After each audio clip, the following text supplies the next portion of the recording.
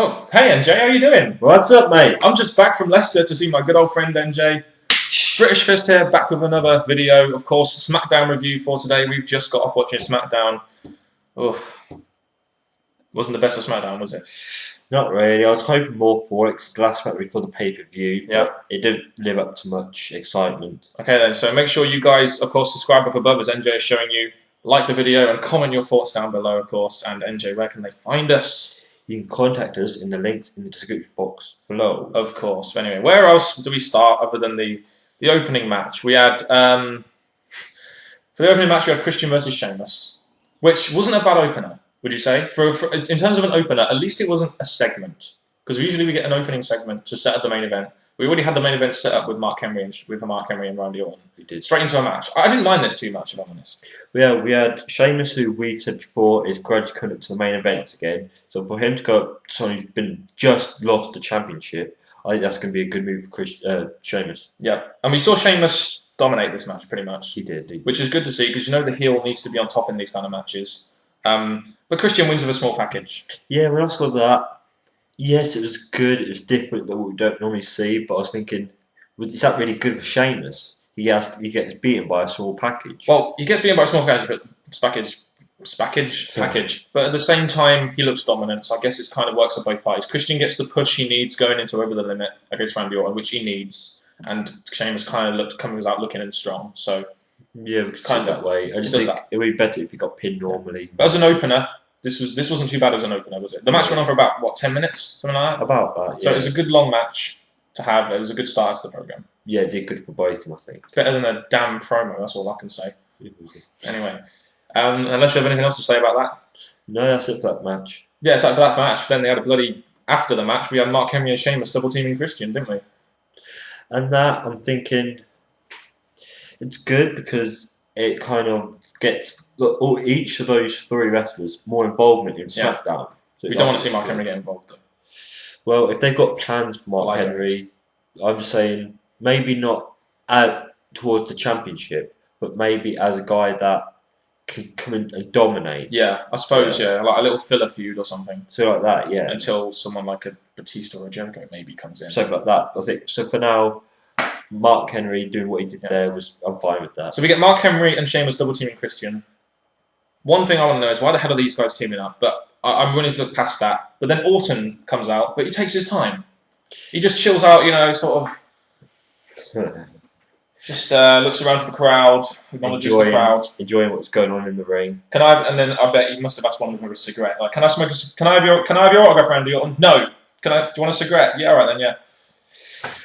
And I'm thinking when he stared at Christian just getting battered, I think to be honest, that made him look like again a part of me made feel like a bit of a heel.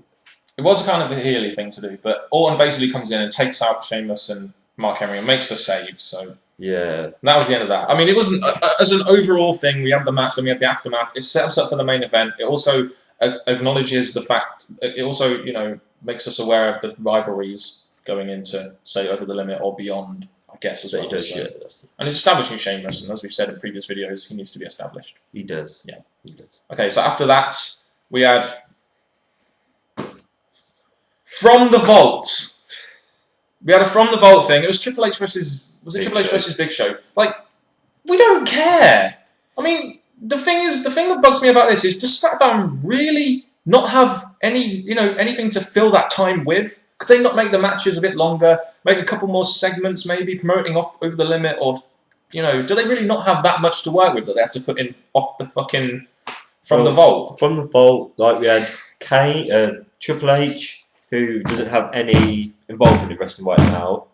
We have Big Show, who, again, showing a match of him versus Triple H doesn't make much sense, really. At least he was a heel in that match. And then obviously we get to see a bit of return take or something in that match. And I'm just like, none of those three wrestlers are actually having big involvement in wrestling right now.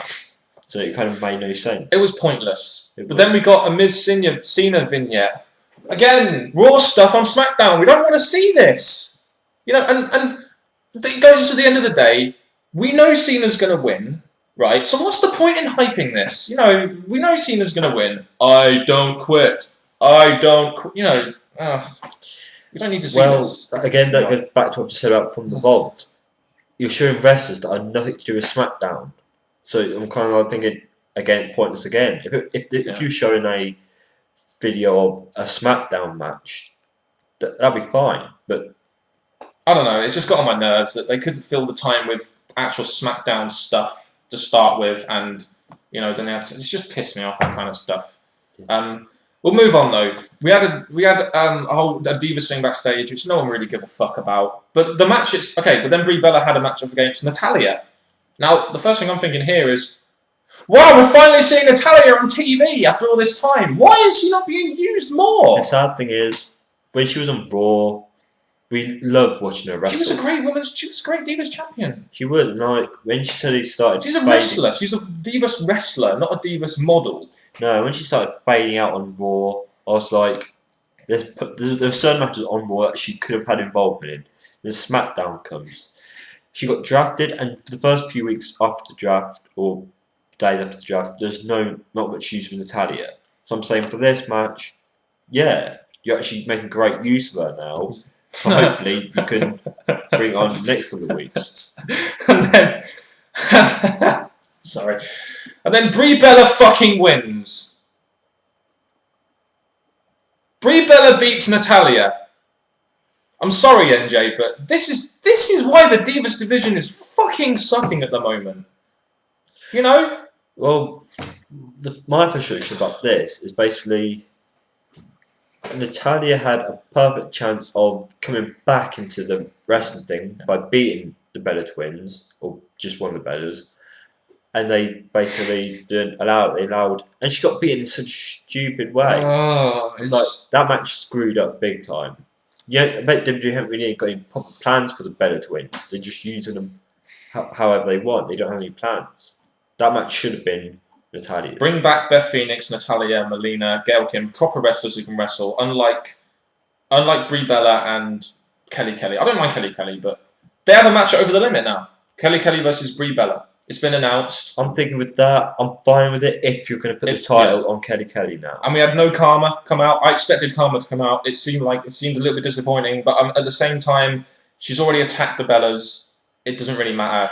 It's getting a little bit boring seeing her repetitively coming out after matches now. So. Well, with Karma, I was okay with her not coming out because I was like, yes, it's good to see her because she's new. We want to see what she does. But as you've just said, Bella Twins, she's already dominated them. I don't think she would really have dominated Natalya. No. So hopefully not. I'm kind of fine that she didn't come down. Yeah. We then had a Zeke promo. Is Zeke any good on the mic, NJ? Not the best, no. Because the fans didn't really seem to buy into what he was saying. They were just chatting amongst themselves. And his words were basically, from what I can remember, he was just saying that he's going to dominate from the Book of Ezekiel. He's going to dominate each member of the core, starting with Wade. Yeah. And then out comes the core, obviously. But we then got Teddy Long. Mr. Obvious, of course. He comes out and makes the match. Player, this is the way we're going to do things tonight, player. It's going to be the core versus these guys. I don't know what he said, but basically he introduces Big Show and Kane and makes it a 6-person tag match. Kane and Big Show and Zeke versus the core.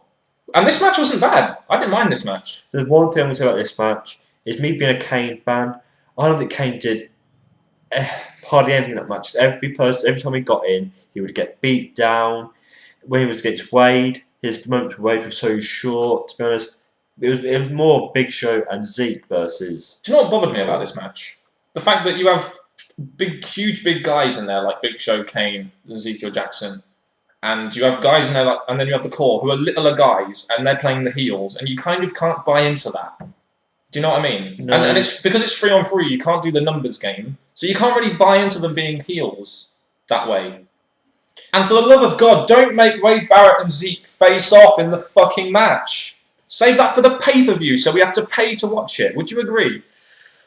Well, the way I'm seeing it, it's still early days for them two. I'm thinking after Over the Limit, they'll still fight. They'll still rival somehow. Their rivalry will continue because, to be honest, having them two wrestle against each other, it'll be a big thing for the core if they do carry on. Yeah. And then we had Zeke win with the backbreaker. It was good to see Zeke get the win going into Over the Limit. Yeah. And Wade Barrett not being involved in the pinfall. Yeah. We don't want to see Wade Barrett get buried now, anyway. Not yet, no. Anything else you want to say about that match, NJ? Again, It was a good match. The only thing I'll say is that work on Big Show and Kane. Because, yeah, Big Show's great. You see him doing great. But, again, I'm going to keep bringing this up because I'm disappointed in WWE for this. Kane, now, number one. Pretty much. You're really not doing much credit for Kane. He didn't do hardly anything in that match. Yeah. But anyway, that's it for that. Yeah. We then had a Chavo Guerrero heel promo. He come out. I kind of like this because you had Chavo versus Daniel Bryan. He cut a little heel promo at the beginning of the match, which I liked. And then he comes out saying that, oh, you beat Daniel Bryan in 15 minutes. I can do it in 5. And I like this. I like this in the sense that it's good for his little feud with Sin Cara, which I think can do well for both of them.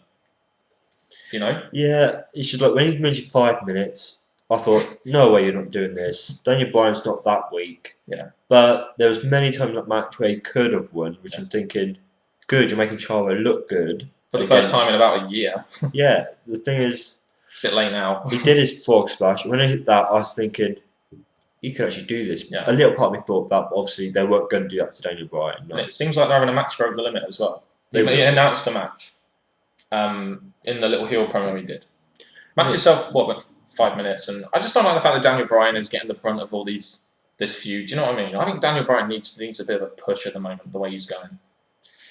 Daniel Bryan maybe so, but I think at the minute they're concentrating on Chavo. Yeah, I suppose. So I'm thinking, even though they used a bad wrestler, all the other good wrestlers were being used. Yeah. So I think, to be honest, it's bad using him, but... So Chavo didn't... I love the fact we had a 5-minute timer clock. Yeah, that was quite cool. I missed that. But we had Chavo hit a frog splash, but Bryan kicked out. So, and then we had Sin Cara come out and chuck, Chavo go out of the ring, which was good because you didn't see too much contact. You saw a little bit of tension there. It's good going into the pay-per-view. They're not doing too much with it. Yeah, they're saving it for the pay-per-view, which is what WWE failed to do on so many occasions. And it should be. With them two, they'll be a good match. Yeah, I think it'll be a good match as well. Chavo, this is WWE's chance to push Chavo back to maybe lower mid-card. And it's their chance to push Cara above mid-card. Yeah, that's what they're doing. Next we had a really confusing segment for me. We had Ted DiBiase coming out with Cody Rhodes. Didn't they have a match last week? I remember that match, yeah. So, why is he coming out with Cody Rhodes all of a sudden? It makes no sense. There's a part of me that's thinking, I'm glad you've seen these two together. Yeah, one, it just makes no sense. It's good because Cody Rhodes now needs it, and Ray's gone. Yeah. So bringing him, maybe working alongside someone that's done awful for a long while now, Ted DiBiase. So maybe if you're going to keep them together, that will help Ted quite a lot. And then we see a boring Cody Rhodes promo where he's basically doing a Randy Orton impression. And he puts a paper bag over Ted DiBiase's head. It was boring. And then he gives him some name. I can't remember what the name was. Something to Christianity, what we found out. I'm just thinking, that promo, I just got bored. After the first few words came out of Cody's mouth, I thought, oh, just finish this already. Can I just say one thing, right? I don't get this. Like, the last week they promoted Ted as a face. And I was liking that. And then now all of a sudden he's with Cody Rhodes again and he's a heel. And it's just, there's no logic. It's just, they're just shifting it from here to here to here to here to here. And it's just getting all over the place now.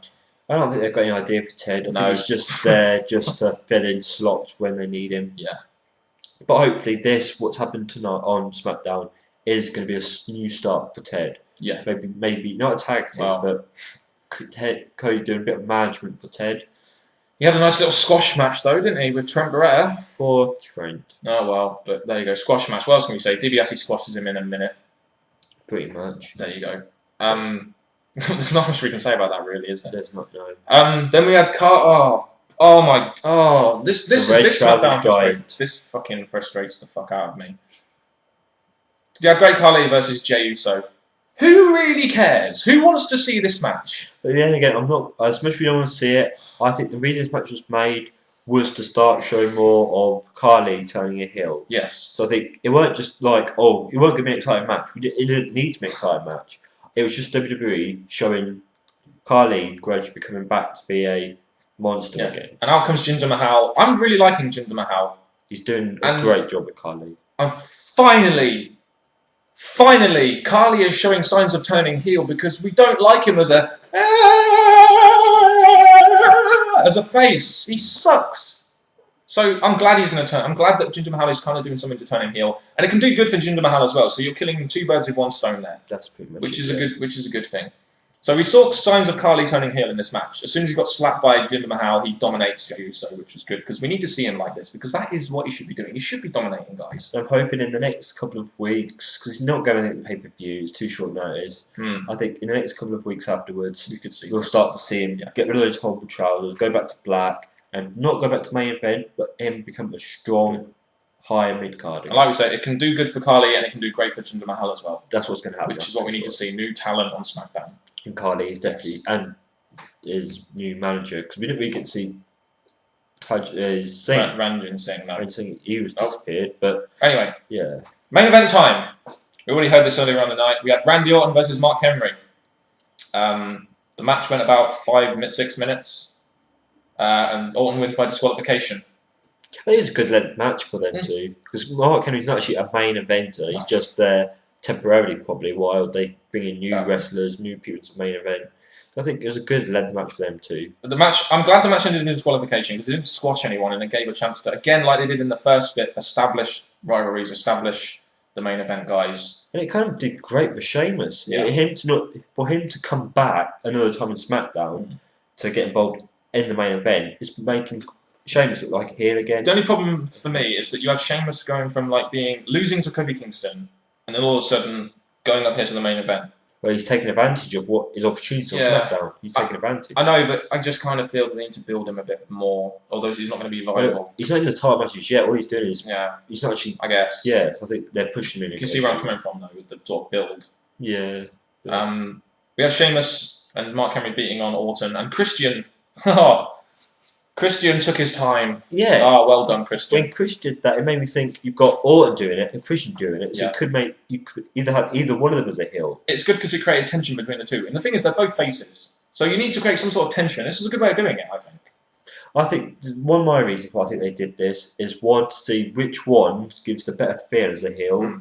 Is Orton standing out the way while Christian gets bad, a good look, or is Christian standing out looking at Orton getting bad? Maybe. I don't think they'll make any of them heel, but I think it's a possibility. But what the fuck was Orton doing after that RKO? Yeah, he did a big split in the air. I was like, what the flip? Never seen him do this before. You're that happy about this, are you? I think he just had a cigarette. Anything, but to be honest, it's still lovely, jubbly stuff from Orton, making the look happy. Yeah. Oh, I don't like At least I saw a bit of tension between the two, which was good. The thing is, I'm glad that the emphasis wasn't on the match and it was more on the aftermath between Orton and Christian and Sheamus and Mark Henry. I'm thinking now that's over, you've got the match over the limit now to look forward to. They both, throughout the night, you heard them both say they're looking forward to this match. They'll both be 100%, and Christian needs to be 100% to actually have a match against Orton. That's what Orton said. So I think this SmackDown has done okay for their matchup over the limit. Okay, so after that main event, I want to ask you, NJ, what was your overall thoughts of SmackDown? Overall, there was moments I thought good, which is the Kane match. Oh, I like that 3-on-3 because obviously without that, Kane and Big Show would not have got involved. No, but the other rest of SmackDown, like the Cody thing, there was a lot of shit on SmackDown. Yeah, that's today. what I was gonna say. Yeah, you have raw footage from the Vault.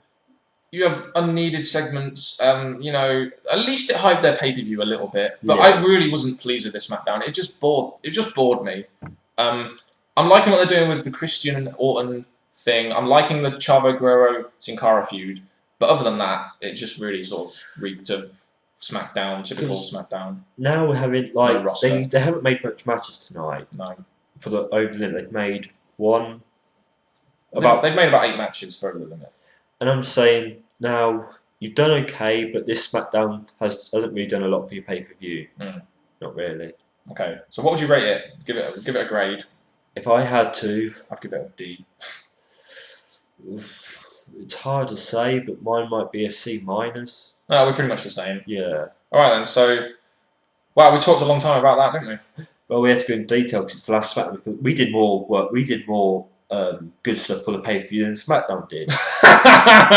We could promote WWE. Yeah, should. high five. No, it doesn't matter. We can do British Fist. Right then, that was a botch. A little bit. Yeah, at least we botched less than you guys do.